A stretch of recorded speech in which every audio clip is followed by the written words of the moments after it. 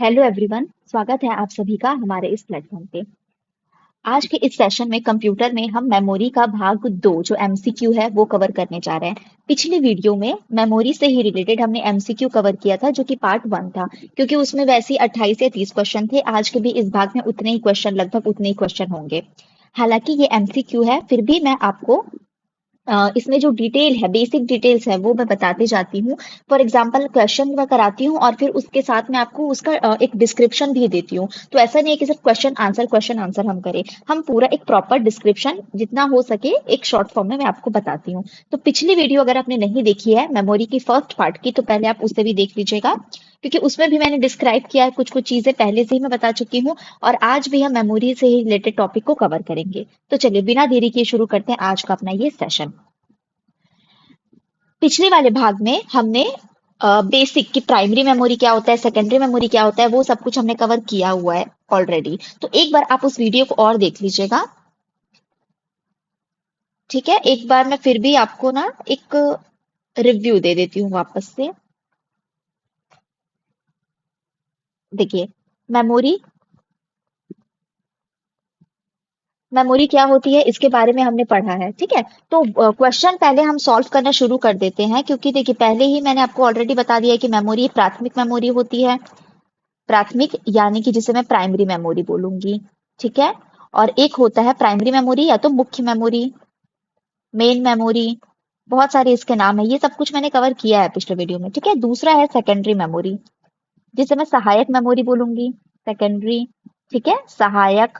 Auxiliary memory बोलूंगी, auxiliary memory बोलूंगी। अब इसके भी टाइप है। फॉर एग्जाम्पल प्राथमिक मेमोरी में क्या है, रैम है, रॉम आता है, मतलब कि वॉलेटाइल और नॉन वॉलेटाइल। ठीक है, स्थाई और अस्थाई, जिसके अंदर क्या आता है, रैम है, रॉम है।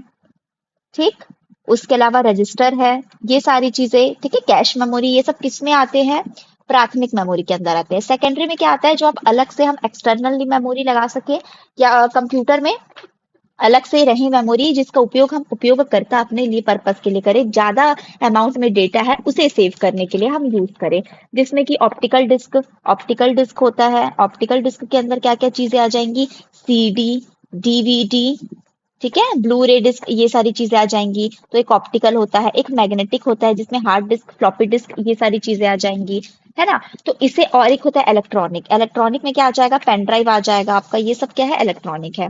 अब रैम के भी टाइप होते हैं, एस रैम, डी रैम। रोम में हो जाएगा PROM, EPROM और EEPROM। तो ये बेसिक चीजें मैंने पिछले वीडियो में ही सब बताया है। आज हम क्वेश्चन शुरू करते हैं, उसके अलावा जो भी जानकारी रहेगी उसी क्वेश्चन से रिलेटेड हम वो पढ़ते जाएंगे। चलिए, पहला क्वेश्चन है, एक सीडीआर को डैश के रूप में भी जाना जाता है। एक सीडीआर को, अब देखिए सबसे पहले मैं जो भी बता रही क्वेश्चन आपको, मैं उसका एक प्रीवियस नॉलेज भी देते जाऊंगी फिर से। जैसे कि सीडीआर, अब मैं जब सीडीआर पढ़ा रही हूँ तो सीडीआर को मैं ये भी पढ़ाऊंगी कि वो प्राइमरी में आ रहा है कि सेकेंडरी में आ रहा है, ताकि बार बार जो भी क्लियर होते चले आपको चीजें, है ना, याद भी होते जाए साथ ही साथ। तो देखिए, एक सीडीआर को डैश के रूप में भी जाना जाता है। तो सबसे पहले इसका आंसर आप देख लीजिए, WORM क्या होता है हम पढ़ेंगे, लेकिन आप इसका आंसर देख लीजिए कि एक सीडीआर को, ठीक है, सीडीआर को और किस नाम से आप जानते हैं, WORM। तो करेक्ट आंसर आपका क्या हो जाएगा, ऑप्शन नंबर ए। ठीक है, अब जब हम सीडीआर के बारे में पढ़ेंगे तो हमें ये पता होना चाहिए कि सीडी किस में आती है, प्राइमरी है कि सेकेंडरी है, पहले तो आपको ये पता होना चाहिए। तो देखिए, प्राइमरी के अंदर रैम और रोम आता है, और सेकेंडरी के अंदर यानी कि जो आपका सहायक मेमोरी है उसके अंदर, या द्वितीयक मेमोरी जिसे हम कहते हैं, उसके अंदर क्या क्या चीजें आती है, मैग्नेटिक डिस्क आता है, मैग्नेटिक डिस्क आता है, ऑप्टिकल डिस्क आता है, ऑप्टिकल डिस्क आता है, और है इलेक्ट्रॉनिक। ठीक है, इलेक्ट्रॉनिक स्टोरेज। अब इलेक्ट्रॉनिक, ठीक है, इलेक्ट्रॉनिक। अब देखिए, जो ऑप्टिकल डिस्क है, ऑप्टिकल मतलब कि लेजर, लेजर लाइट से। तो जो सीडी, डीवीडी और ये सारी चीजें किसमें आएंगी, ऑप्टिकल के अंदर। ऑप्टिकल के अंदर मैंने क्या बताया, सीडी, डीवीडी और ब्लू रे। ठीक है, BRD जिसे हम कहेंगे, ये किसके अंदर आता है, ऑप्टिकल डिस्क। तो क्या क्या चीजें आपको इसमें देखना है, सीडी, डीवीडी, BRD। अब जब हम प्रॉपर सीडी के बारे में क्वेश्चन पूछ रहे हैं, CDR, तो ये किस में आएगा, मैं एक इसको ना मिटा देती हूँ। हाँ, अब देखिए जब हम सीडी पढ़ते हैं तो सीडी के टाइप्स आपको पढ़ने हैं। ठीक, तो सीडी के अंदर ना 3 टाइप्स हैं। सबसे पहला सीडी का फुल फॉर्म क्या है? Compact disc. क्या होता है? Compact disc. कॉम्पैक्ट डिस्क ये होता है फुल फॉर्म इसका। अब ये क्या है? एक ऑप्टिकल डिस्क भी है, क्योंकि क्वेश्चन कई बार घुमा फिरा के दे देता है, तो उससे रिलेटेड जो है मैं आपको बताते चलती हूँ। जैसे कि कॉम्पैक्ट डिस्क किस प्रकार का है? ऑप्टिकल डिस्क है, मैग्नेटिक डिस्क है, हार्ड डिस्क है, ये इस टाइप से क्वेश्चन पूछेगा। तो फिर कॉम्पैक्ट डिस्क क्या है? एक प्रकार का ऑप्टिकल डिस्क है, मैग्नेटिक डिस्क नहीं है। इलेक्ट्रॉनिक के अंदर आपका पेन ड्राइव, फ्लैश मेमोरी, ये सारी चीजें आती है। ठीक है, तो सीडी क्या है? एक विशेष प्रकार की ऑप्टिकल डिस्क है। ऑप्टिकल डिस्क यानी कि लेजर। ठीक, अब इसमें लेजर की सहायता से हम डेटा को स्टोर करके रखते हैं। लेजर बीम की सहायता से हम डेटा को स्टोर करते हैं, जिससे फिर हम बाद में पढ़ सकते हैं। अब सीडी की जो सूचनाएं हैं, मतलब सीडी में जो सूचनाएं हैं, डेटा है, उनको पढ़ने या उनको राइट करने के लिए आपको रेड कलर की, लाल रंग की लेजर बीम का उपयोग किया जाता है। ये भी आपके क्वेश्चन में पूछा जा चुका है कि किस रंग का लेजर बीम उपयोग होता है। तो लाल कलर का लेजर बीम उपयोग किया जाता है सीडी के सूचनाओं को पढ़ने लिखने के लिए। ठीक है, अब इसकी भंडारण क्षमता, सीडी की भंडारण क्षमता भी डायरेक्ट क्वेश्चन पूछा हुआ है, तो 700 MB एक स्टैंडर्ड स्टोरेज क्षमता लेके चलता है, क्वेश्चन में पूछा जाता है। तो कितना आना चाहिए? 700 MB का। इतना कवर हुआ। अब सीडी का हम टाइप देख लेते हैं, तो मैं इसको भी मिटा देती हूँ कि ऑप्टिकल डिस्क है, ये सारी चीजें समझ में आई। अब सीडी के क्या क्या टाइप्स हैं? तो सीडी रोम, ROM, रोम। दूसरा है CDR और तीसरा है CDR-W। बेसिक चीजें मैं आपको बता दूं। सीडी रोम क्या है? सीडी रोम में आप सिर्फ रीड कर सकते हैं। इसका फुल फॉर्म क्या होगा? रोम का फुल फॉर्म क्या होता है? ROM का रीड ऑनली मेमोरी होता है। तो सीडी के साथ भी क्या हो जाएगा? Compact disc. किस प्रकार का? Read only memory. तो इसका मतलब है आप सिर्फ इसे रीड कर सकते हैं। जब इसके नाम के फुल फॉर्म में ही लिखा हुआ है कि रीड ऑनली मेमोरी, तो आप इसको सिर्फ रीड कर सकते हैं। आपको याद होगा पहले के टाइम पे जब हम सीडी लेके आते थे अपने घर पे, तो उसमें जो मूवीज रहेंगी, जो भी डेटा रहती है, म्यूजिक रहता है, आप उसको सिर्फ सुन सकते थे, आप उसमें कोई चेंज नहीं कर सकते थे, है ना। तो सीडी रोम क्या होता है? जो कि सिर्फ आप रीड कर सके। ठीक है, उसमें आप राइट नहीं कर सकते हो। तो ये ऑप्टिकल रोम है, जिसमें डेटा को मैन्युफैक्चरर द्वारा पहले से ही स्टोर कर लिया जाता है, और यूजर्स जो है केवल इस डेटा को रीड कर सकते हैं। ठीक है, सीडी रोम में जो फाइल कॉपी करने की प्रक्रिया, उसे क्या कहा जाता है? बर्निंग कहा जाता है। ठीक है, और नॉर्मल इसकी जो स्टोरेज क्षमता है वो कितनी है? 700 MB। ये मैंने आपको पहले बता दिया है। तो सीडी रोम क्या है? Compact disc, read only memory. ठीक, पहली चीज ये। दूसरी सबसे इंपॉर्टेंट कि इसको सिर्फ आप रीड कर सकते हो। चलिए, तो हम आगे बढ़ते हैं। नेक्स्ट क्या है हमारा? कि सीडीआर को देखिए क्वेश्चन में पूछा जा रहा है कि सीडीआर को ही किस नाम से जाना जाता है। तो इसमें दो चीजें पढ़ने वाली हो जाएंगी कि सीडीआर को ही WORM नाम से जाना जाता है। क्यों जाना जाता है भाई? इस WORM का फुल फॉर्म क्या है? Right once. इंग्लिश में ही आपको पढ़ना है, क्योंकि ये सब इंग्लिश के ही शॉर्टकट है। Read many.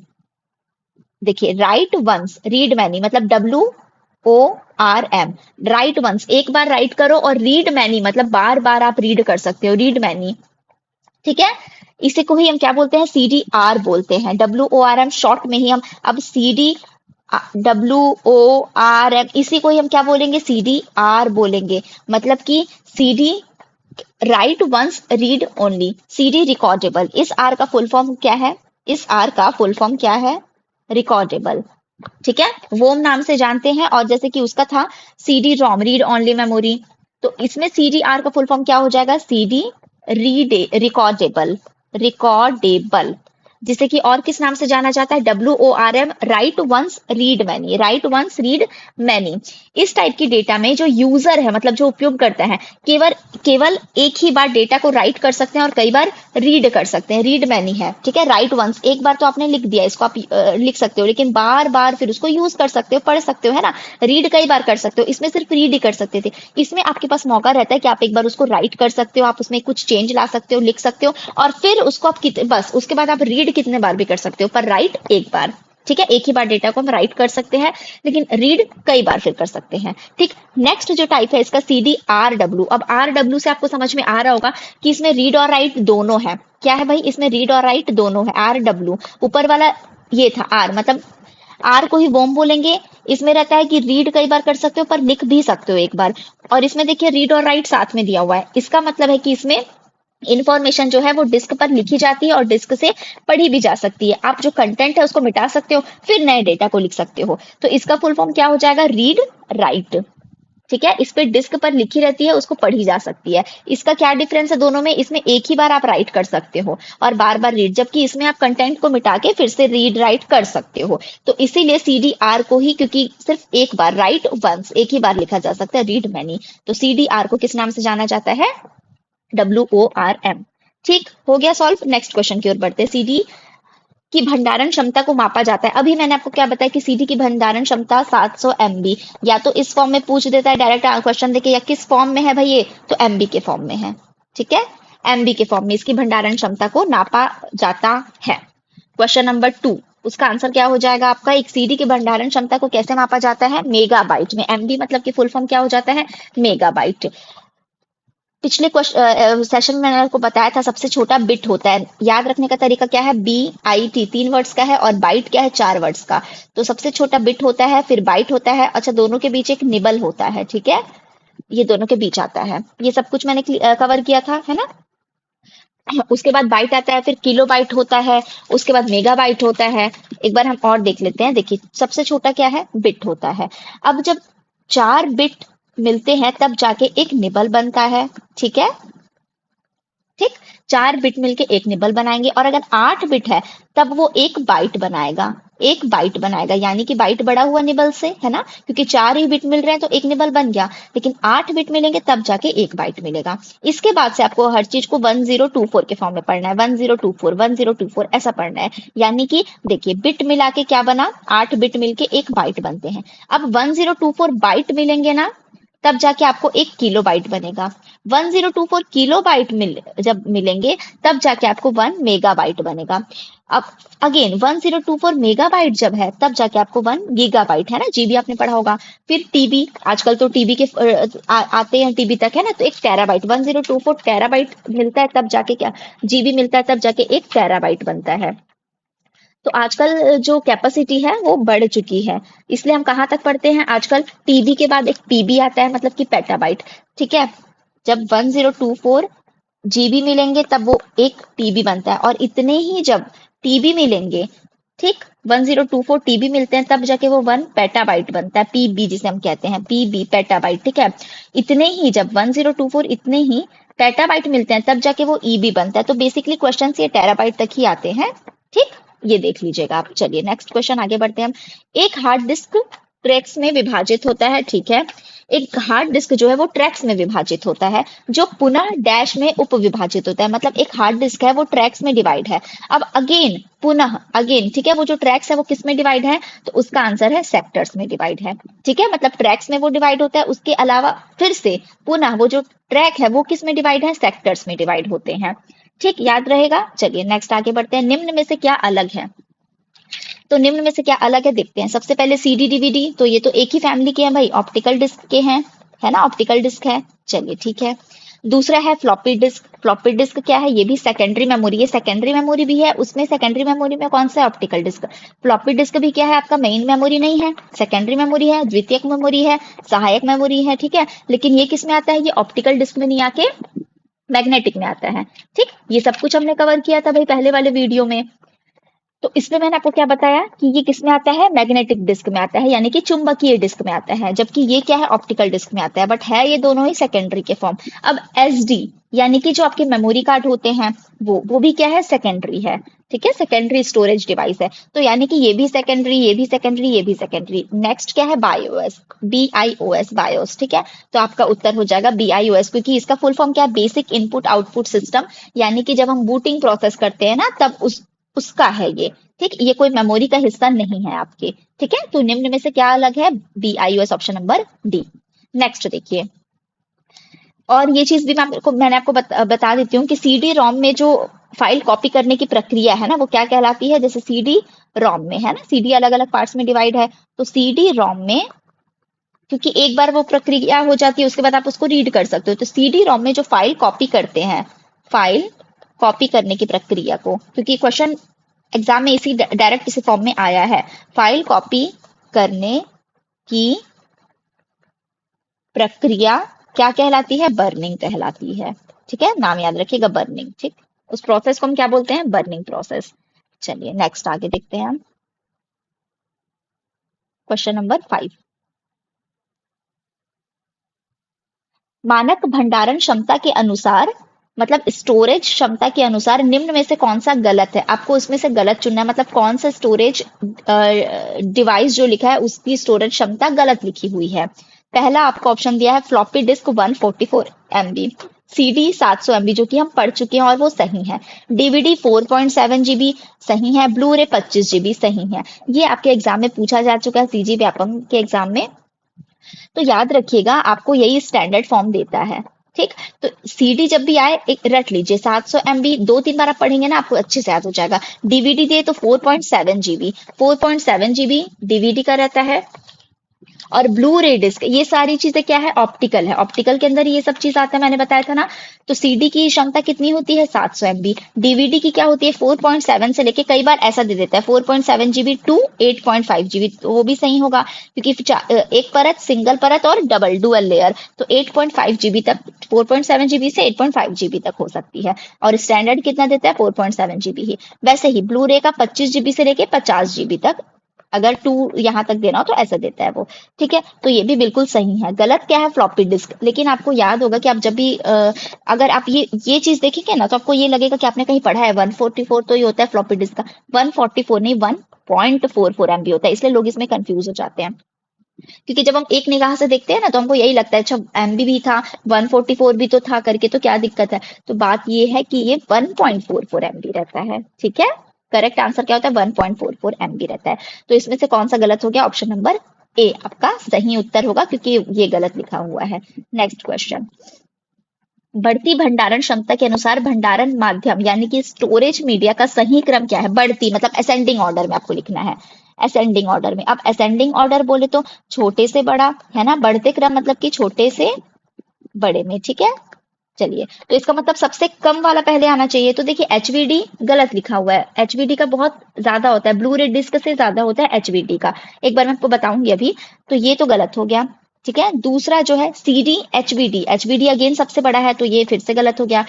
जहां पे एचवीडी लास्ट में हो ना वो आपका उत्तर होगा, जो कि ऑप्शन नंबर डी है। क्या है आपका ऑप्शन नंबर डी। तो करेक्ट आंसर आपका क्या हो जाएगा कि बढ़ते क्रम बोल रहा है, तो सीडी का सबसे कम होता है, जैसे कि हमने देखा 700 MB। ठीक, डीवीडी का अभी हमने देखा है कि 4.7 GB होता है। ठीक है, डीवीडी का 4.7 GB, 4.7 GB, ये सीडी का हो गया, ये डीवीडी का हो गया। बीआरडी माने ब्लू रे डिस्क, तो बीआरडी ब्लू रे का कितना था, 25 GB से 50, जिसमें 25 मान के चलती हूँ। और एचवीडी का सबसे ज्यादा होता है, आप खुद देख लीजिए, अभी आपको तुरंत नहीं भी याद होगा ना तो 2-3 बार आप पढ़ेंगे याद हो जाएगा। इसका देखिए 100 GB से 200 GB तक, मतलब कितना ज्यादा है ना, ब्लू रे से भी ज्यादा है। तो सबसे छोटा कौन सा होगा, सीडी होगा, then DVD, then BRD and then HVD होगा। ठीक है, और अगर यही चीज उल्टा दे दे, शायद ये क्वेश्चन और भी है एक बार नीचे, लेकिन वो डिसेंडिंग में, मतलब बढ़ते क्रम से। अभी क्या लिखा है, बढ़ती भंडारण क्षमता, छोटे से बड़े। और अगर बोल देगा कि घटते क्रम, मतलब कि सबसे बड़ा कौन सा था, तो उसमें जस्ट ये चीज क्या हो जाएगी, उल्टा हो जाएगी, पहले एचवीडी फिर ब्लू रे फिर डीवीडी एंड देन सीडी। ठीक, चलिए नेक्स्ट क्वेश्चन में चलते हैं हम। क्वेश्चन नंबर 7, स्टोरेज डिवाइस का सही क्रम क्या है। किस अगेन यही सेम चीज है कि सीडी पहले होना चाहिए, सभी में पहले है। देन डीवीडी, तो ये तो पेन ड्राइव है, पेन ड्राइव तो और ज्यादा अब आने लग गया है ना, अच्छे अच्छे का। पहले 2 GB से शुरू हुआ था, लेकिन अब देखिए 128, 200, 256 अब आने लग गया है। तो सीडी एंड देन डीवीडी आना चाहिए। कहाँ पे लिखा है सीडी और डीवीडी भाई, ये और ये है, तो ऑप्शन नंबर बी या सी में कोई एक होगा। अब देखिए सीडी डीवीडी एचडी और पीडी, और उसके बाद लिखा है सीडी डीवीडी पीडी और एचडी, तो पीडी थर्ड में आना चाहिए। ठीक है, हार्ड डिस्क ड्राइव, ये जो है ऑप्शन नंबर सी आपका उत्तर सही है। कि कौन सा है, पहले सीडी है छोटा, फिर डीवीडी है, फिर पेन ड्राइव, और सबसे बड़ा फिर एचडीडी का है। ठीक, चलिए नेक्स्ट आगे बढ़ते हैं।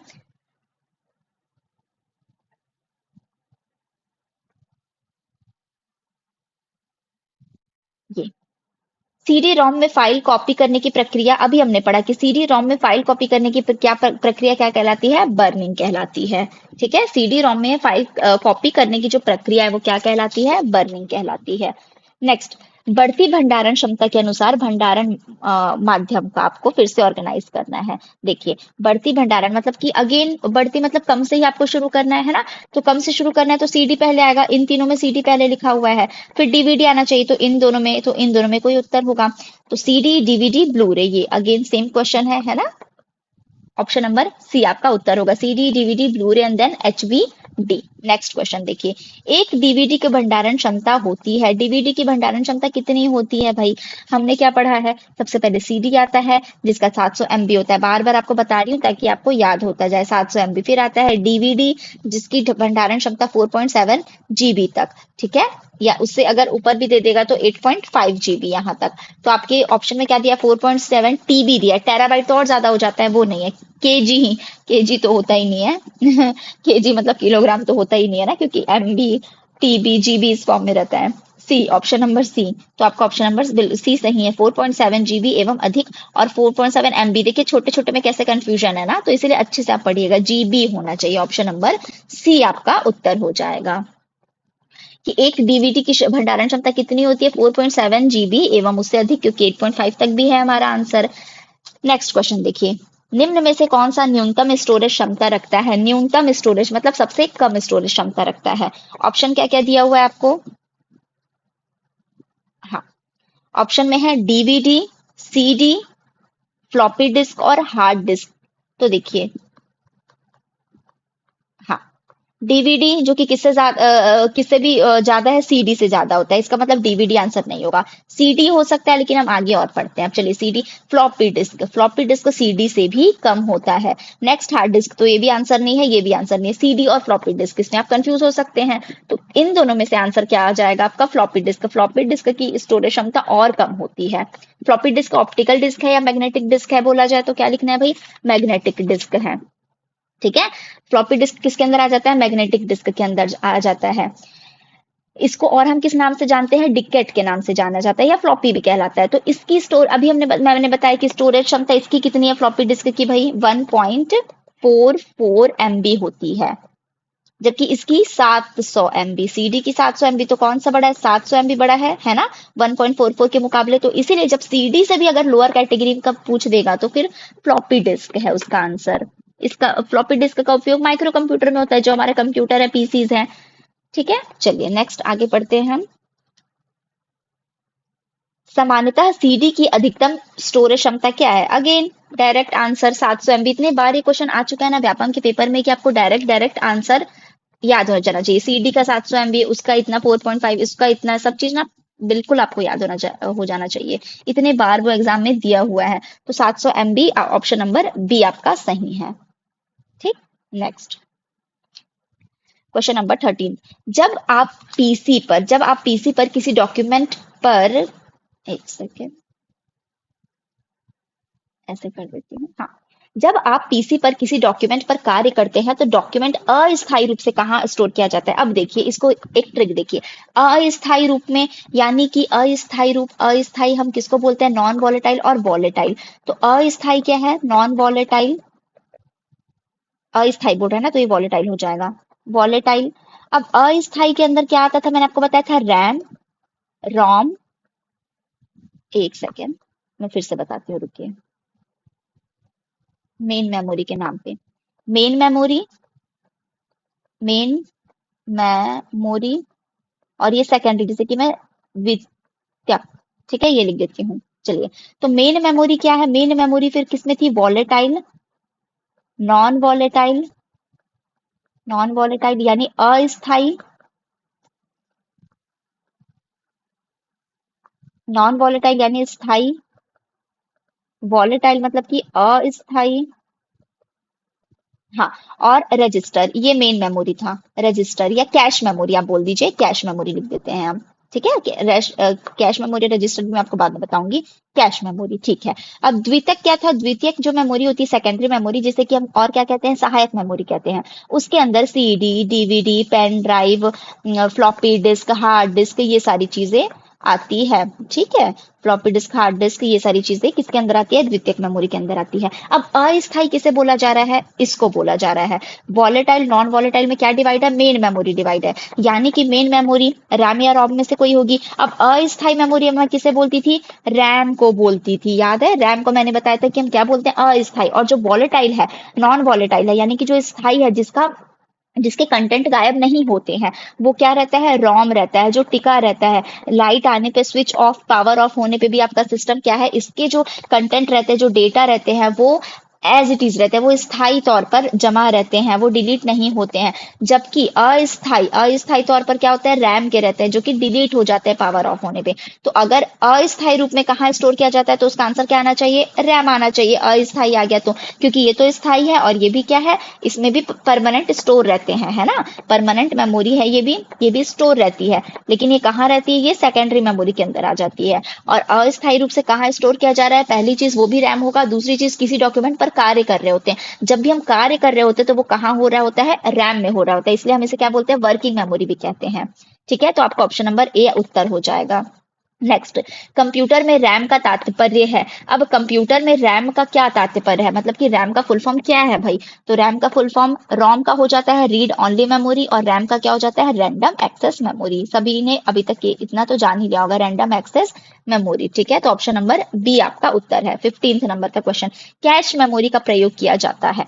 कैश मेमोरी का क्यों प्रयोग किया जाता है भाई, सबसे पहला ऑप्शन दिया है स्थायी भंडारण के लिए, तो बिल्कुल गलत, स्थायी नहीं हो सकता। क्यों, क्योंकि देखिए स्थायी क्यों होगा, स्थायी मतलब कि आपका सेकेंडरी मेमोरी चले गया, या तो आपके रोम में रहता है ना। लेकिन प्राइमरी मेमोरी, मेन मेमोरी के अंदर क्या क्या चीजें आती है, मैंने बताया आपको, नॉन वॉलेटाइल, अस्थाई, स्थायी और कैश और रजिस्टर। आप ये समझ लीजिए, तो कैश रजिस्टर ये सब किसका हिस्सा है, छोटे से प्रोसेस का, मतलब जब प्रोसेस हो रहा है उतने ही देर बस आपको अगर स्टोर करना है ना, तो कैश मेमोरी का उपयोग तब उसमें किया जाता है, ना कि स्थायी भंडारण के लिए। स्थायी भंडारण के लिए आपका सेकेंडरी स्टोरेज डिवाइस है, उसका उपयोग किया जाता है। ठीक, तो चलिए इसको पहले मैं रब कर दूं। तो कैश मेमोरी का प्रयोग स्थायी भंडारण के लिए, ये चीज गलत है। ठीक है, नेक्स्ट, मेमोरी व प्रोसेसर के बीच गति अवरोध को दूर करने के लिए, बिल्कुल सही। आगे और देखते हैं, महत्वपूर्ण डेटा के लिए, ये भी ऐसा नहीं है कि अलग से डेटा के लिए, महत्वपूर्ण डेटा के लिए रहता है, और इनमें से कोई नहीं गलत, क्योंकि आपको ऑप्शन नंबर बी जो है, ठीक है, वो आपका करेक्ट आंसर है 15th का बी। मेमोरी व प्रोसेसर के बीच गति अवरोध को दूर करने के लिए, यानी कि एक और क्वेश्चन एग्जाम में पूछा जा चुका है कि कहाँ पे वर्चुअल सॉरी कैश मेमोरी का उपयोग कहाँ है, तो सीपीयू एंड रैम के बीच कार्य करता है, सीपीयू एंड रैम के बीच कार्य करता है। कौन कार्य करता है, कौन भाई, कैश मेमोरी। ठीक है, जैसे ये कैश, ये सीपीयू है आपका, सीपीयू के अंदर क्या क्या चीजें आ जाती है, कंट्रोल यूनिट, एएलयू और रजिस्टर, ये आ गया। यहाँ पे आपका रैम है, ठीक है, जो कि मदरबोर्ड में इंस्टॉल है। तो रैम और सीपीयू के अंदर क्या आ जाए, के बीच क्या आ जाएगा, कैश मेमोरी आ जाएगा। कैश मेमोरी क्या काम करता है, आपकी गति को और बढ़ा देता है, उसकी भंडारण क्षमता कम होती है, हालांकि रजिस्टर से थोड़ी ज्यादा होती है बट ऐसे कम होती है। तो सीपीयू और रैम के बीच में कार्य करता है कैश मेमोरी, यानी कि मुख्य मेमोरी से, ठीक है, यहाँ से डेटा लाकर कहाँ अपने पास रखे रहता है, ताकि जब भी जरूरत पड़े सीपीयू को फटाक से ये अपना जो डेटा है उसको दे दे। ठीक है, तो तीव्र गति से सीपीयू के पास ये दे दे जब जरूरत पड़ने आए। तो इसीलिए इसे हम क्या कहते हैं, बफर मेमोरी भी कहते हैं। क्या कहते हैं, बफर मेमोरी। बफर मतलब क्या होता है, बीच का, ठीक है, जो एक बफर की तरह काम करे दो चीजों के बीच। ठीक, तो इसीलिए बफर मेमोरी भी कहते हैं। और कैश मेमोरी की जो भंडारण क्षमता है बहुत कम होती है, मैंने बताया, हालांकि रजिस्टर से ज्यादा होती है। कितनी होती है, 265 सॉरी 256 केबी से लेके 4 MB तक। ठीक है, 256 केबी से लेके 4 MB तक रहती है। किसकी, कैश मेमोरी के बारे में मैं बात कर रही हूँ। तो ये सीपीयू से डायरेक्ट जुड़ा होता है, मतलब पहले क्या है, रैम अपना किसको देगा, कैश मेमोरी को देगा डेटा, और कैश मेमोरी किसके पास ले जाएगा, सीपीयू के पास। तो ये सीपीयू से सीधा जुड़ा होता है। यह मुख्य मेमोरी से, मतलब वही रैम से, तो मुख्य मेमोरी से डेटा को लाकर रखता है, ताकि जरूरत पड़ने पर फिर तीव्र गति से क्या करे, सीपीयू को दे दिया जा सके। इसीलिए हम इसे क्या कहते हैं, बफर मेमोरी भी कहते हैं। तो इस प्रकार यह मेमोरी और कंप्यूटर के बीच क्या करता है, गति के बीच तालमेल स्थापित करता है और गति बढ़ाने में सहायक है। ठीक, तो 256 केबी से लेके 4 MB तक इसका आकार रहता है, इसकी साइज रहती है।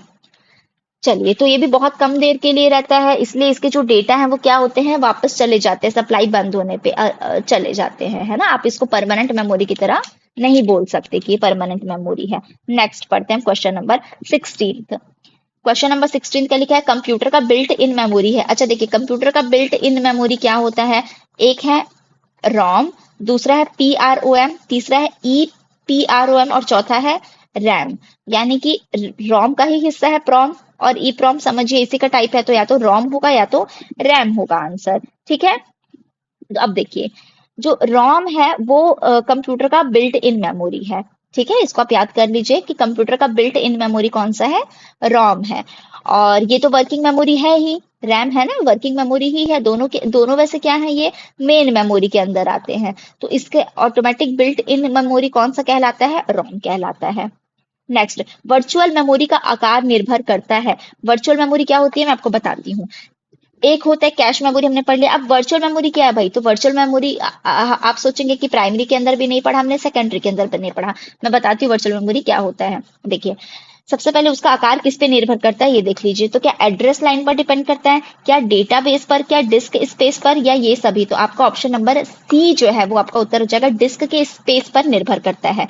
क्यों, क्योंकि देखिए जो वर्चुअल मेमोरी है, वर्चुअल मतलब ही क्या होता है, आप पहले ये समझिए। वर्चुअल मेमोरी मतलब कि क्या होता है, एक काल्पनिक। वर्चुअल मतलब ही क्या होता है, काल्पनिक। ठीक है, हम बोलते हैं ना वर्चुअल मूवीज, मतलब कि काल्पनिक मूवी दिखाना है ना, तो वर्चुअल मतलब ही क्या होता है, काल्पनिक।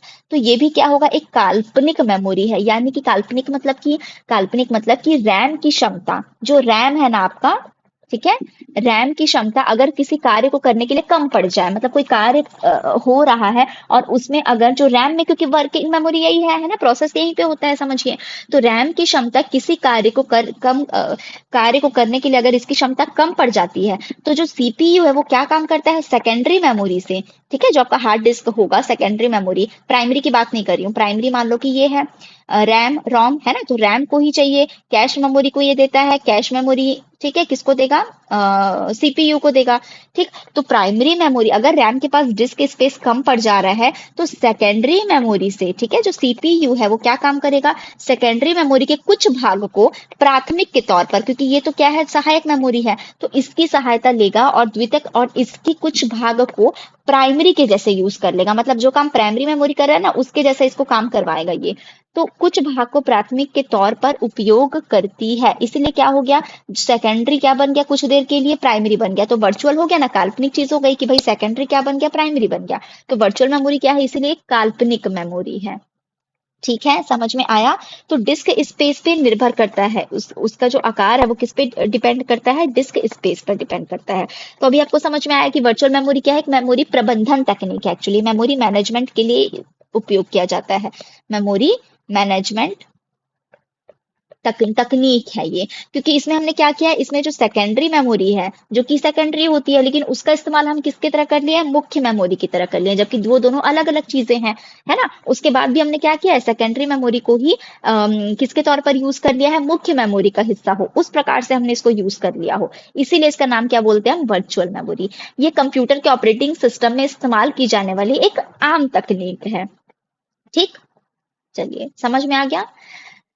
तो रैंडम एक्सेस मेमोरी जो होता है, जब उसको वो डेटा, क्योंकि देखिए क्या है, हर चीज है रैंडम एक्सेस मेमोरी, रैम जो है वो ऑपरेट कर रहा है ना, तो उसको एक मेमोरी उसको पास चाहिए ताकि काम जो है वो चले, प्रोसेस हो। तो उसको जब मेमोरी की कमी हो, तो उसकी भरपाई करने में सक्षम उसको कौन बनाता है, वर्चुअल मेमोरी बनाता है। ठीक, मेमोरी के कुछ हिस्से को क्या करेगा, वो डिस्क फाइल में मैप करने के लिए सेकेंडरी मेमोरी को मुख्य मेमोरी के तौर पर इस्तेमाल करता है। इसीलिए हम क्या कहेंगे इसको कि एक काल्पनिक मेमोरी है। ठीक है, चलिए नेक्स्ट आगे बढ़ते हैं हम। डीवीडी डैश का एक उदाहरण है, डीवीडी डैश का उदाहरण है। अब मैंने इतने बार आपको बताया है तो आप आंसर बिल्कुल गैस कर लेंगे इसमें से। ठीक है, चलिए 2 सेकंड आप देख लीजिए और आंसर गैस कर लीजिए। ओके, तो आपका आंसर क्या हो जाएगा इसमें, हार्ड डिस्क है कि ऑप्टिकल डिस्क है कि आउटपुट डिवाइस है। तो आउटपुट तो हमको मतलब ही नहीं, क्योंकि एक स्टोरेज डिवाइस कहलाता है, आउटपुट डिवाइस से मतलब नहीं है। ठीक है, क्या हो जाएगा आपका ऑप्शन नंबर बी हो जाएगा, ऑप्टिकल डिवाइस है। और कौन कौन से ऑप्टिकल होते हैं, सीडी, डीवीडी, बीआरडी है ना, ये सारी चीजें क्या है, ऑप्टिकल है, क्योंकि वो क्या यूज करती है, लेजर बीम यूज करती है। अब जब हम सीडी पढ़ते हैं तो उसमें सॉरी, लाल रंग का लेजर बीम यूज होता है सीडी के द्वारा। और इसके टाइप्स भी हमने पढ़ लिया कि सीडी रोम है, सीडीआर है, सीडीआर डब्ल्यू है। डिजिटल की जब बात की जाएगी तो डिजिटल में, डिजिटल का फुल फॉर्म आप पढ़ लीजिए, मतलब डीवीडी का फुल फॉर्म वो भी आता है। तो डीवीडी का फुल फॉर्म भी मैंने पिछले वीडियो में वैसे बताया है, बाकी डिजिटल वर्सेटाइल डिस्क। ठीक है, इसकी क्षमता 4.7 GB से लेके 8.5 GB डीवीडी की बात कर रही हूं मैं। ठीक, वो हो जाएगा। ब्लू रे डिस्क सबसे ज्यादा, अच्छा ब्लू रे जो होता है वो ब्लू वॉयलेट लेजर किरणों का प्रयोग करती है। जो ब्लू है ना, ब्लू रे, तो ये किसका प्रयोग करती है? मतलब डेटा को रीड और राइट करने के लिए हाई क्वालिटी की ब्लू वॉयलेट लेजर किरणें। लेजर किरणें तो इनका नाम ही है, लेजर डिवाइस, लेजर बीम का प्रयोग करती है, और ये रेड कलर का। ठीक है, चलिए नेक्स्ट आगे बढ़ते हैं हम। सर्वाधिक तेज स्मृति यूनिट कौन सी है? सर्वाधिक तेज स्मृति यूनिट यानी कि सबसे तेज स्मृति मेमोरी पावर वाली यूनिट कौन सी है? सब ऊपर में लिखा है ऊपर में लिखा है CPU, then cache memory, then RAM और फिर हार्ड डिस्क। तो सर्वाधिक तेज स्मृति यानी कि जिसका साइज सबसे छोटा है इन सब में, तो उसका आपका उत्तर क्या हो जाएगा? Cache memory. ठीक है, ऑप्शन नंबर डी। जो कैश मेमोरी है वो सर्वाधिक तेज स्मृति होगी ना भाई, क्योंकि वो बहुत उसका साइज कम है, मैंने आपको बताया है ना। और ये तो हार्ड डिस्क तो खैर अलग ही चीज है आपका, वो तो सेकेंडरी, सीपीयू अलग। कैश और रैम में आपको देखना है, तो कैश और रैम में रैम से ही लेके आता है, कैश में थोड़ी देर के लिए बस रहता है, और जैसे उसको जरूरत पड़े सीपीयू को अपना डेटा दे देता है। तो इसकी इसकी साइज और छोटी रहती है, लेकिन इसीलिए इसका स्पीड तेज रहता है, तो तेज स्मृति वाला कैश मेमोरी है। नेक्स्ट फ्लॉपी डिस्क है। फ्लॉपी डिस्क में क्या होता है भाई? सबसे पहले लिखा है सिर्फ सर्कुलर ट्रैक्स, देन सिर्फ सेक्टर ए और बी दोनों उपरोक्त में से कोई नहीं। तो आपको इसको याद करना है, ऑप्शन नंबर सी जो है वो आपका आंसर होगा। ट्रैक्स भी होता है और फिर सेक्टर भी है, ए और बी दोनों होता है। फ्लॉपी डिस्क में क्या होता है? सर्कुलर ट्रैक्स बने होते हैं और फिर सेक्टर्स बने होते हैं। क्वेश्चन नंबर 21, कंप्यूटर में प्रोसेसर की गति नापते हैं। कंप्यूटर में प्रोसेसर की गति हम कैसे नापते हैं? देखिए, कैरेक्टर पर सेकंड तो आपके प्रिंटर में आएगा, जब मैं प्रिंटर पढ़ाऊंगी ना। अच्छा वो भी है, इंटरेस्टिंग टॉपिक है प्रिंटर। अच्छे से मैं आपको बताऊंगी इजी लैंग्वेज में, ताकि वो भी आपको समझ में आए। क्वेश्चन नंबर 21 का क्या है? कंप्यूटर में प्रोसेसर की गति हम कैसे नापते हैं? मेगा हर्ट्ज में नापते हैं। ठीक है, चलिए नेक्स्ट। यूएसबी का पूरा नाम क्या है? तो यूएसबी का पूरा नाम शायद अभी तक तो सभी ने सुना होगा कि यूनिवर्सल सीरियल यूएसबी है ना, पोर्ट यूनिवर्सल सीरियल बस, ये उसका पूरा नाम है। Option number B. नेक्स्ट देख लीजिए, कौन सी मेमोरी सीपीयू के सीधे संपर्क में आती है? कौन सी मेमोरी सीपीयू के सीधे संपर्क में आती है? सीपीयू के डायरेक्ट संपर्क में आती है। मुख्य मेमोरी, ऑप्शन में मुख्य मेमोरी यानी कि मेन मेमोरी लिखा हुआ है इंग्लिश में, मेन मेमोरी या प्राइमरी मेमोरी जिसे आप कहते हैं। नेक्स्ट लिखा है द्वितीयक मेमोरी यानी कि सेकेंडरी या ऑक्सिलरी मेमोरी जिसे कहते हैं। बाह्य मेमोरी मतलब कि एक्सटर्नल मेमोरी, ठीक है, जो कि वही पेन ड्राइव वगैरह है जो आप अलग से लगाते हैं इसमें, सीडी डीवीडी वगैरह हो गया, जो बाह्य मेमोरी हो गई तो वो, या वर्चुअल मेमोरी जो हमने अभी पढ़ा। तो डायरेक्ट इसमें बोल रहा है कि सीधे संपर्क में आती है। तो कौन सी मेमोरी है जो सीधे संपर्क में आती है? तो मुख्य मेमोरी, क्योंकि इसी का हिस्सा है रजिस्टर, है ना, इसी के अंदर है कैश मेमोरी। तो मुख्य मेमोरी के अंदर क्या है? सीपीयू उसके सीधे संपर्क में आती है ना। सेकेंडरी तो अलग होता है, पहले सेकेंडरी में से भी अगर आपको डेटा उठाना है, सेकेंडरी मेमोरी में जो भी डेटा सेव है उस पर अगर ऑपरेशन करना है, तो पहले वो कहाँ जाएगा? वो मेन मेमोरी में जाएगा। ठीक है, मेन मेमोरी से फिर वो जाएगा सीपीयू में। ठीक, तो ऐसे ये प्रोसेस होता है। चलिए, तो सेकेंडरी के अंदर भी कुछ हो रहा है तो वो डायरेक्ट कनेक्ट नहीं है, पहले वो मेन मेमोरी को देगा। तो मेन मेमोरी ऐसा है जो सीधे संपर्क में आता है। नेक्स्ट क्वेश्चन नंबर 24, प्राथमिक मेमोरी के प्रकारों में शामिल नहीं है ना, नहीं है जो चीज। तो रैम क्या है? प्राथमिक मेमोरी है, बिल्कुल। रोम क्या है? प्राथमिक मेमोरी, बिल्कुल। रजिस्टर क्या है? प्राथमिक मेमोरी है। ये सब कुछ डायरेक्ट उससे कनेक्ट रहता है ना। तो बचा क्या? Hard disk. तो उस तरह से भी आपका उत्तर हार्ड डिस्क होगा। और देखा जाए तो ये तीनों क्या है? प्राइमरी है ना, प्राथमिक मेमोरी, और ये सेकेंडरी मेमोरी है, हार्ड डिस्क। नेक्स्ट 25, निम्नलिखित में से कौन सा समूह सेमीकंडक्टर मेमोरी को समाहित किए हुए है? अब देखिए, सेमीकंडक्टर मेमोरी भी क्या कहलाता है? जो मेन मेमोरी है ना, उसी को सेमीकंडक्टर मेमोरी कहते हैं। ये मैंने आपको बताया है कि जो मेन मेमोरी उसके अलग अलग नाम है। जैसे कि मेन मेमोरी को ही हम प्राइमरी मेमोरी कहेंगे, प्राथमिक मेमोरी या मुख्य मेमोरी, उसी को हम टेम्पररी मेमोरी भी कहेंगे। हालांकि उसमें आपके अपवाद हैं, क्योंकि वो भी दो पार्ट्स में डिवाइड है, लेकिन देखा जाए तो ये टेम्पररी आता है, और सेकेंडरी जो है वो परमानेंट कहलाता है। अब इसी को मैं वर्किंग मेमोरी भी बोलूंगी, क्योंकि यही वर्किंग के लिए यूज हो रहा है। अगर रैम ना हो तो फिर आपका काम नहीं होगा, है ना। रैम पे ही सारे ऑपरेशंस किए जा रहे हैं, परफॉर्म हो रहे हैं। वही मेमोरी आपको चाहिए ताकि स्टोरेज क्षमता बने रहे सीपीयू की, वो उस पर काम कर सके रैम पे। ठीक है, और इसी को ही हम सेमी कंडक्टर मेमोरी भी कहते हैं। क्या कहते हैं? सेमी कंडक्टर मेमोरी कहते हैं। तो यानी कि जो जो मेन मेमोरी होगा वही सेमीकंडक्टर मेमोरी है। तो पहला ऑप्शन क्या है, रजिस्टर, कैश, रैम, रोम, बिल्कुल सही पहला वाला। दूसरा देख लीजिए, सीडी डीवीडी यानी ये सेकेंडरी का हिस्सा है। Pen drive flash drive secondary का हिस्सा है।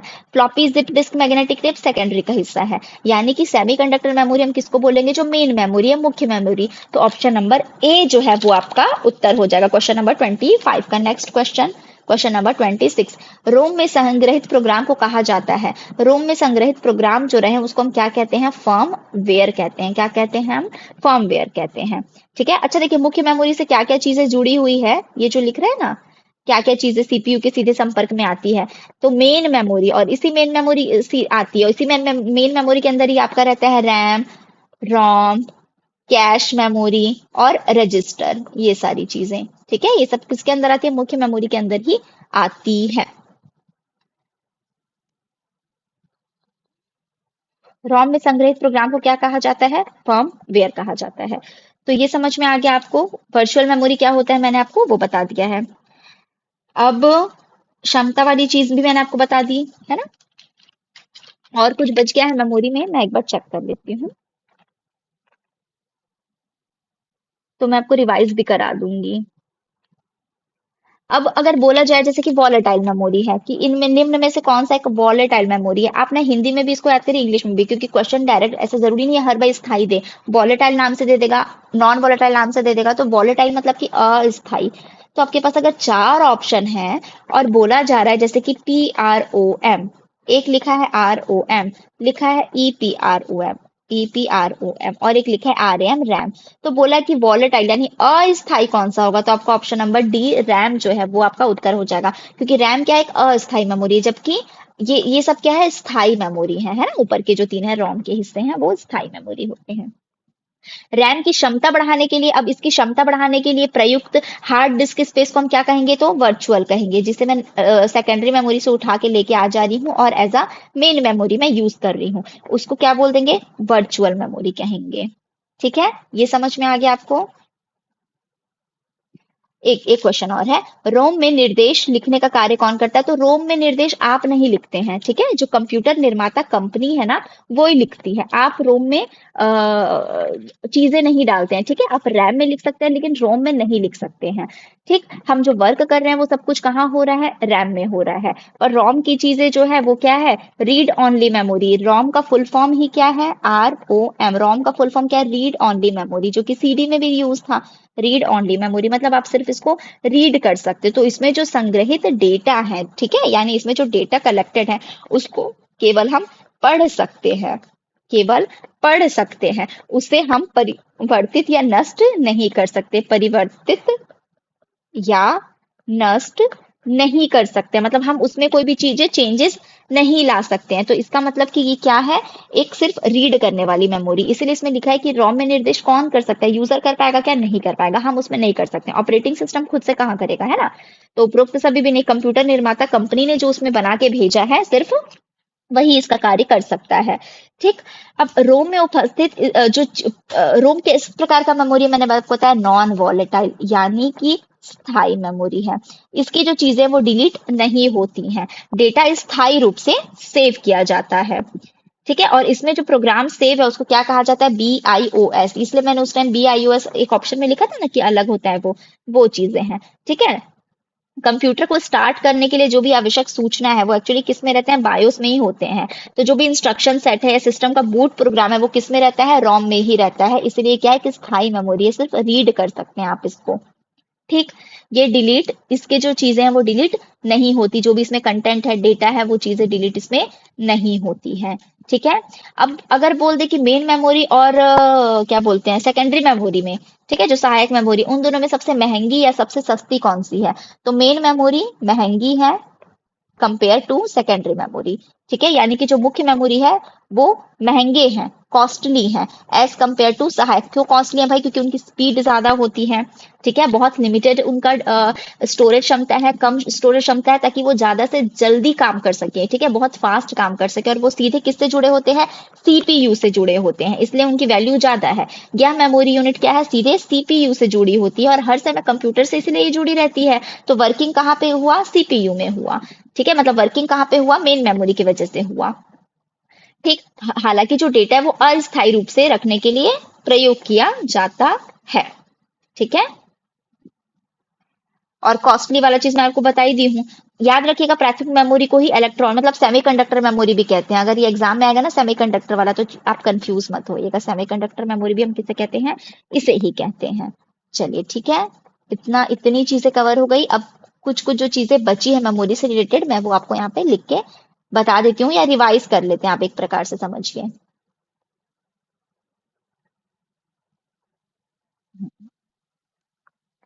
ठीक है। चलिए, तो अगर बोला जाए रैम और रोम में सबसे ज्यादा, ठीक है, अगर बोला जाए रोम और रैम में सबसे ज्यादा उपयोग में लाई जाने वाली मेमोरी कौन सी है, तो क्या हो जाएगा वो, सॉरी क्या हो जाएगा वो, रैम हो जाएगा। ठीक है। जो रैम है यानी कि random access memory, full form हमेशा याद रखते हुए चलेगा। ठीक है, रैंडम एक्सेस मेमोरी, ये जो मेमोरी है ये कंप्यूटर में सबसे ज्यादा उपयोग, क्योंकि वर्क इसी पे ही हो रहा है। ठीक है, अगर ये नहीं रहेगा तो कोई सॉफ्टवेयर वर्क ही नहीं करेगा, है ना। जो ऑपरेटिंग सिस्टम चल रहा है, जो हम कार्य कर रहे हैं, जो सॉफ्टवेयर रन हो रहे हैं, प्रोग्राम, वो सब किसकी वजह से हो रहा है, सीपीयू तो वर्क कर रहा है, लेकिन वो कहाँ से ले रहा है, मेमोरी किस मेमोरी पे वो काम कर पा रहा है, रैम में काम कर पा रहा है। जैसे कि हमारा ब्रेन है, हमें चीजें याद रखनी है, जैसे कि हम इस कंटेंट को याद रखना चाहते हैं, तो वो कहीं जाके स्टोर होगा हमारे मेमोरी में, तभी हम वो चीजें याद रख पाएंगे। ठीक है। आप पढ़ रहे हैं उस टाइम पे भी आपको वो मेमोरी आपकी होनी चाहिए, ताकि आप उन चीजों को समझे, है ना, कि ऊपर गायब हो जाए ऐसा है क्या, नहीं, है ना। उस टाइम पे चीजें सेव हो रहे थे, चले आगे भी सेव हो। तो रैम का क्या काम है कि वो जब चल रहा है, प्रोग्राम हो रहा है, तो उसका उपयोग किया जाता है। जबकि रोम क्या है, पहले से सेटअप रहता है, इसीलिए उसमें जो बायोस वाले सिस्टम है, बूटिंग वाला है, वो सब रहता है। ठीक। इतना समझ में आ गया। तो मुख्य मेमोरी का ही हिस्सा है रैम और रोम। लेकिन अगर अस्थाई की बात की जाएगी, तो रैम अस्थाई है और रोम जो है वो स्थाई मेमोरी है, जिसके अंदर के जो डेटा है वो डिलीट नहीं होते हैं। कंप्यूटर जब ऑफ हो जाए, पावर ऑफ हो जाए, तब भी डिलीट नहीं होता है, और इसके कंटेंट क्या है, ये डिलीट हो जाते हैं। ठीक। तो जब भी सॉफ्टवेयर ओपन करना हो, कोई भी कार्य करना हो, तो वो सब कहाँ ओपन होगा, रैम में ही ओपन होगा। इसलिए सबसे ज्यादा उपयोग में लाने जाने वाली मेमोरी अगर पूछेगा तो क्या हो जाएगा, रैम होगा। अब रैम का भी दो टाइप होता है। रैम में क्या हो जाता है, डी रैम और एस रैम। तो इसका फुल फॉर्म पढ़ लीजिए, इसमें कुछ खास तो नहीं है बताने का। डी रैम का फुल फॉर्म हो जाएगा डायनामिक, क्या हो जाएगा, डायनामिक रैम, डायनेमिक रैम, यानी कि ऐसा। ठीक है, इंग्लिश में मैं लिख दे रही हूँ डायनामिक रैम। और इसका है स्टैटिक रैम, क्या है इसका, स्टैटिक रैम। तो स्टैटिक रैम क्या है, ये इसकी स्पीड, स्टैटिक रैम की स्पीड ज्यादा होती है डी रैम से। इनमें इसमें से भी, अब रैम में भी जैसे डी रैम है और एस रैम है, तो जो एस नाम ही है ना, तो वो समझ लीजिएगा उसकी स्पीड ही ज्यादा है। तो इस रैम की गति डी रैम की तुलना में, जो डी रैम है उसकी तुलना में इसकी गति, एस रैम की गति ज्यादा होती है। तो जिसकी गति जब ज्यादा होगी वो ज्यादा महंगा हो जाता है। जब गति ज्यादा रहती है तो वो चीज ज्यादा महंगी होती है। इसलिए तो मेन मेमोरी महंगी है एज कम्पेयर टू सहायक मेमोरी, सेकेंडरी मेमोरी से। ठीक है। चलिए, ये हो गया। और एक चीज है, अगर डी रैम और एस रैम में फर्क करने आए, तो एक तो महंगा चीज कौन सा हो जाएगा, एस रैम। दूसरी चीज है कि बार बार डेटा को रिफ्रेश करने की जरूरत डी रैम में पड़ती है। जो डायनामिक मतलब ही क्या होता है, चेंज होते रहना। डायनामिक मतलब कि चेंज, बदलना, बदलाव। ठीक है, ये होता है डायनामिक। तो इसके जो डेटा है उसको बार बार रिफ्रेश करना पड़ता है आपको। ठीक है। तो ये जो डेटा है डी रैम का, उसको डेटा को हमको बार बार क्या करना रहता है, रिफ्रेश करते हैं हम, रिफ्रेश करते हैं। स्टैटिक रैम की तुलना में ये सस्ती होती है और धीमी गति से कार्य करती है, जैसा मैंने बताया। और स्टैटिक क्या महंगा है, क्योंकि वो और तेज गति से काम करती है। तो इसमें जो डेटा है स्टैटिक रैम वाले, एस रैम वाले डेटा है, उसको आपको रिफ्रेश करने की जरूरत नहीं पड़ती है। लेकिन जो डी रैम का डेटा है उसको आपको रिफ्रेश करना पड़ता है। डन, इतना समझ में आ गया।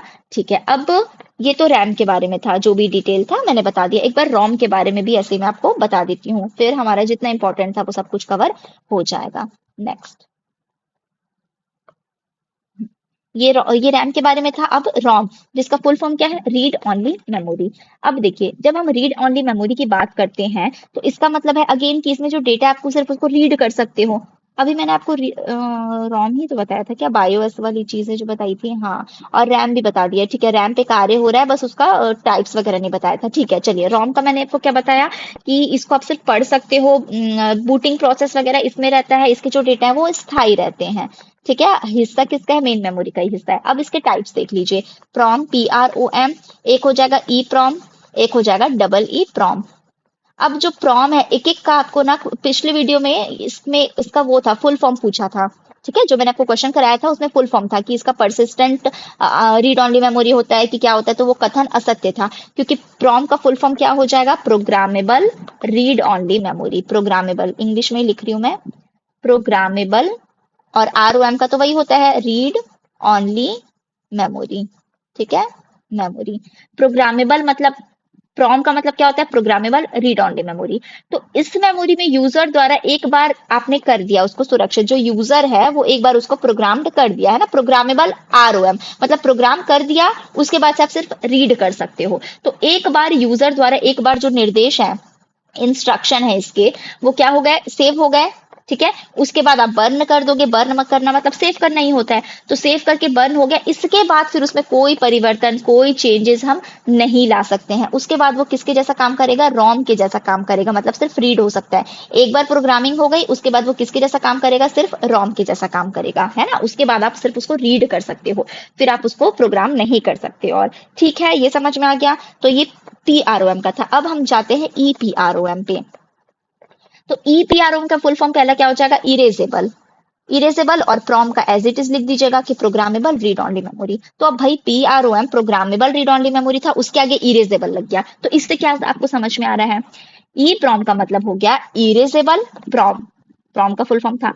अब इरेजेबल मतलब कि क्या है, इसमें जो बर्निंग प्रक्रिया है वो यूवी, ये चीज याद रखिएगा, जो इसमें बर्निंग प्रक्रिया है वो यूवी। इरेजेबल मतलब आप इरेज कर सकते हो एक बार इसको, है ना। तो किससे हो जाएगा वो, यूवी रेज। इसमें जो बर्निंग की प्रक्रिया है वो पैरा बैगनी किरणें यानी कि जो अल्ट्रा वायलेट रेज होती है उससे होती है। पिछले जो मेमोरी का पार्ट 1 था उसमें ये बोला गया था, एक कथन था कि डबल ई प्रॉम को हम यूवी प्रॉम के नाम से जानते हैं। हाँ, तो वो कथन असत्य था, क्यों, क्योंकि वो यूवी वाला क्या है, ई प्रॉम है, जबकि डबल ई प्रॉम क्या है, डबल ई में इस ई का फुल फॉर्म है इलेक्ट्रिकली, और उसके बाद पूरा सेम फिर से erasable programmable read only memory. तो एक एक जो ई एड हुआ है ना, उसका क्या अर्थ है वो चीज आपको पढ़ना है। ये जो ई है ये यूवी रेस के लिए, आप ऐसा समझिए कि erasable, erasable programmable read only memory. तो इसमें जो बर्निंग की प्रक्रिया है वो किससे होती है, ultraviolet rays, UV rays यानी पराबैंगनी किरणें हैं उसकी मदद से की जाती है। जबकि डबल ई प्रॉम यानी कि जिसे हम डुअल ई प्रॉम भी कहते हैं, वो इलेक्ट्रिकली इरेजेबल होती है। ये यूवी रेस की वजह से होती है ई प्रॉम में, और ये इलेक्ट्रिकली इरेजेबल होती है, electrically erasable read only memory. ठीक है, यानी कि देखिए, जो आपकी फ्लैश मेमोरी है, पेन ड्राइव, उसको आप कैसे करते हो, जो भी आप उसमें काम कर रहे हो, उसको डेटा इरेज कर रहे हो, वो क्या हो जा रहा है, इलेक्ट्रिकली हो रहा है, क्योंकि वो इलेक्ट्रिकल मेमोरी के अंदर आता है पेन ड्राइव। ठीक है, फ्लैश मेमोरी, आप ऐसे इसको समझिए। ठीक, चलिए, इलेक्ट्रॉनिक स्टोरेज। ठीक है, पेन ड्राइव किस प्रकार का स्टोरेज है, इलेक्ट्रॉनिक स्टोरेज है। पेन ड्राइव है, मेमोरी कार्ड है जो आपके फोन में भी लगा रहता है, वो कैसे हैं, इलेक्ट्रॉनिक स्टोरेज है। तो इलेक्ट्रिकली, फिर इरेजेबल प्रोग्रामेबल रीड, ये डबल ई प्रॉम आ जाएगा। तो आप इसको इलेक्ट्रिकली इरेज कर सकते हैं, जैसे कि पेन ड्राइव है, हम जो पेन ड्राइव यूज करते हैं जिसे हम फ्लैश मेमोरी भी कहेंगे, उसको हम जब चाहें क्या कर सकते हैं, बार बार इरेज कर सकते हैं। प्रोग्रामिंग, उसमें आप कुछ प्रोग्राम डाल सकते हो, फिर से आप उसको रीड कर सकते हो, डिलीट कर सकते हो, सारी चीजें कर सकते हो। तो इलेक्ट्रिकली इरेजेबल है, और इसमें यूवी रेज की वजह से वो इरेज हो सकता है। ठीक, इतनी चीजें समझ में आई आपको। चलिए ठीक है, तो इसका मतलब है मैंने आपको जो जो चीजें बताई है उसमें रैम कवर हो गया। पहले तो मेन मेमोरी, मेमोरी ही क्या होती है, और मेन मेमोरी और सेकेंडरी मेमोरी, मतलब प्राइमरी मेमोरी, मुख्य मेमोरी, है ना, ये सब। सेकेंडरी जिसे सहायक, ऑक्सिलरी, ये सब। अब किसके अंदर क्या आता है वो मैंने बता दिया, जैसे कि वॉलेटाइल, नॉन वॉलेटाइल, या रोम रैम ऐसे समझ लीजिए, रजिस्टर कैश मेमोरी ऐसे समझ लीजिए। और इसके अंदर CD, DVD, pen drive, hard disk drive, ठीक है, ये सारी चीजें आ जाती है, जिसे भले हम एक्सटर्नली लगाएं या कंप्यूटर पे ही रहे, पर ये मेन मेमोरी का हिस्सा नहीं होती है। हालांकि इसमें जो डेटा है वो क्या है, स्थायी तौर पर सेव रहते हैं। ये महंगे कौन होंगे दोनों में से, ये महंगे होंगे मुख्य मेमोरी वाले, क्यों, क्योंकि उनको डायरेक्ट अटैच रहते हैं सीपीयू से, डायरेक्ट कनेक्ट रहते हैं, वर्किंग मेमोरी है ये, है ना। तो इसीलिए इसके डेटा क्या, इनको जल्दी स्पीड करने के लिए, तीव्र गति से काम करे उसके लिए उपयोग किया जाता है, और इसकी गति कम होती है, स्टोरेज क्षमता ज्यादा होती है, लेकिन महंगी इसीलिए फिर ये होती है क्योंकि गति से हमको मतलब है। तो इसीलिए जो रोम रैम रजिस्टर ये सब है मुख्य मेमोरी, वो कंपेरेटिवली ज्यादा एक्सपेंसिव है, ज्यादा महंगी है सेकेंडरी मेमोरी के बजाय। ठीक है, ये चीज आपको समझ में आ गई। अब पर्टिकुलर रोम मैंने आपको पढ़ा दिया कि रोम क्या है, रोम के टाइप्स क्या होते हैं, P R O M, E prom, double E prom.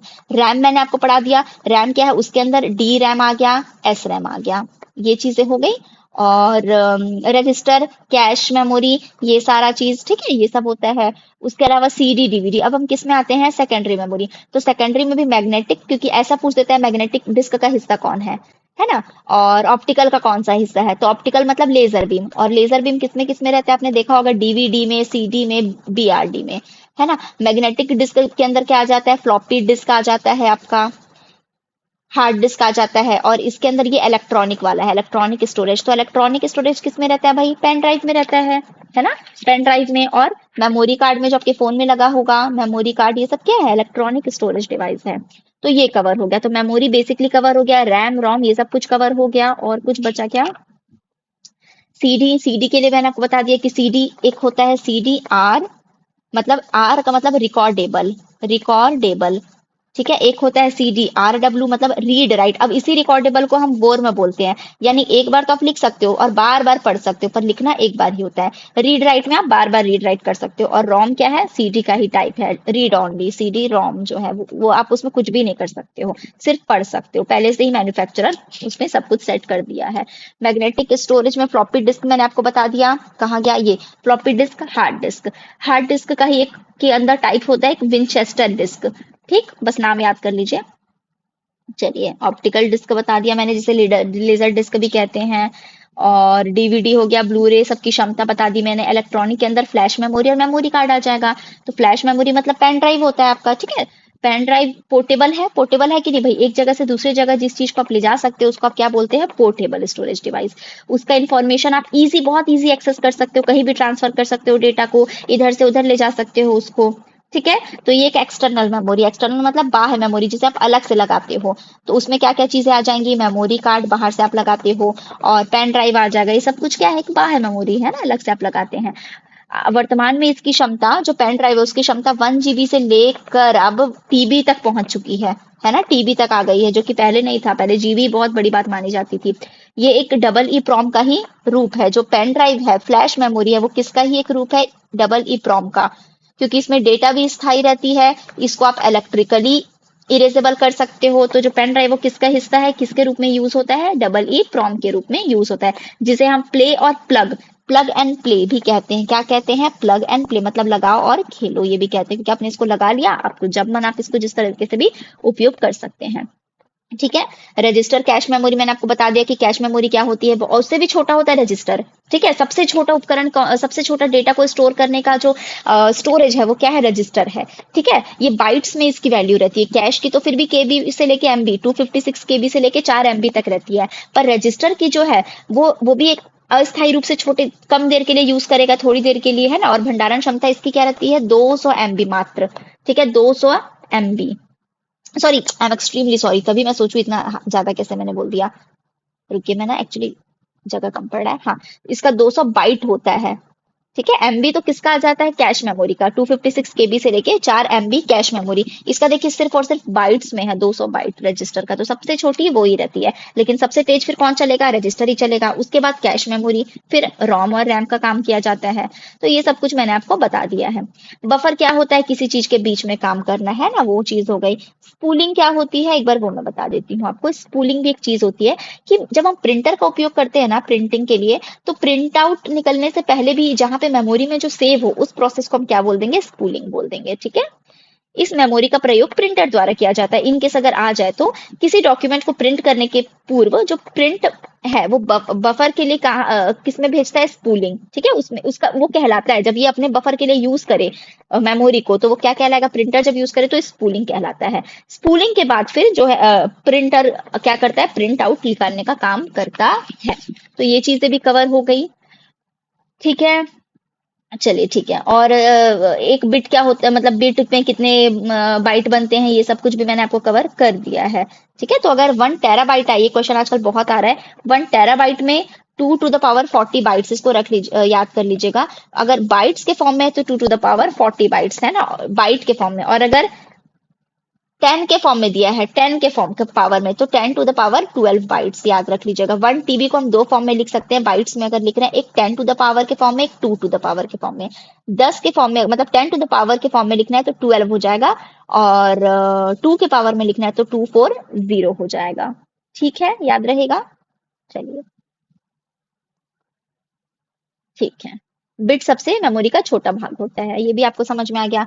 तो पूरा ये जो मेमोरी का पार्ट था ना, जितना भी था इंपॉर्टेंट सब कुछ मैंने आपको कवर कर दिया और इजी लैंग्वेज में कवर कर दिया है। तो उम्मीद है आपको ये लेक्चर पसंद आया होगा, दोनों पार्ट्स जो बने थे दोनों आपको समझ में आए होंगे। अपना अपने व्यू जरूर शेयर करिए, अगर कोई चीज सुधार भी लानी है मुझे तो वो भी शेयर करिए, कोई चीज अच्छी लगी है तो आप मुझे वो भी बता सकते हैं। जुड़े रहिए हमारे चैनल के साथ। Thank you so much and take care.